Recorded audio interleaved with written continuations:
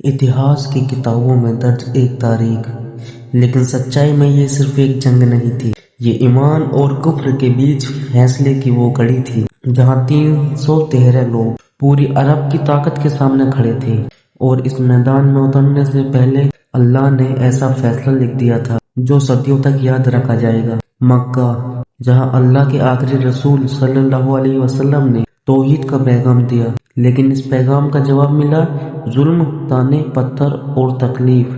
کمزور مسلمانوں کو تپتی ریت پر لٹایا گیا، کسی کو کوڑوں سے مارا گیا، کسی کو بھوک سے تڑپایا گیا، لیکن ایک آواز تھی جو نہیں ٹوٹی، احد احد۔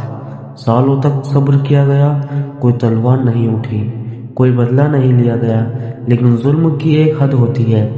پھر ایک رات مکہ کی گلیوں میں سازش چل رہی تھی، قتل کا پلان بن چکا تھا، لیکن اسی رات ہجرت ہوئی۔ مدینہ، جہاں پہلی اسلامک ریاست کی بنیاد رکھی گئی، لیکن مکہ کے ظالم یہی نہیں رکے۔ کارواں لوٹے گئے، دھمکیاں دی گئی اور ایک اعلان کر دیا گیا، محمد صلی اللہ علیہ وسلم کو مٹا دیا جائے گا۔ اب ٹکراؤ طے تھا۔ 17 رمضان 2 ہجری۔ مسلمانوں کی تعداد صرف 313، نہ پوری تیاری، نہ بھاری ہتھیار۔ دوسری طرف قریش کے 1000 جنگی، گھوڑے، تلواریں، گھمنڈ۔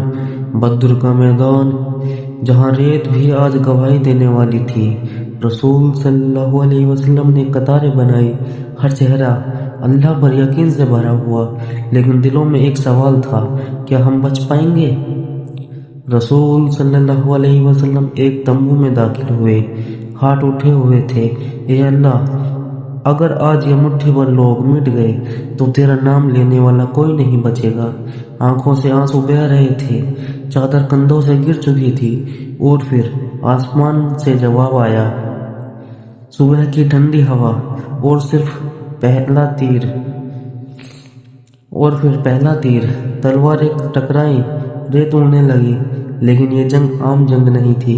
کئی صحابہ کہتے ہیں، ہم نے سفید کپڑوں میں لپٹے سوار دیکھے جو دشمن پر ٹوٹ پڑے۔ قریش کے دلوں میں ڈر بیٹھ گیا، جسے وہ کمزور سمجھ رہے تھے، وہی طوفان بن چکا تھا۔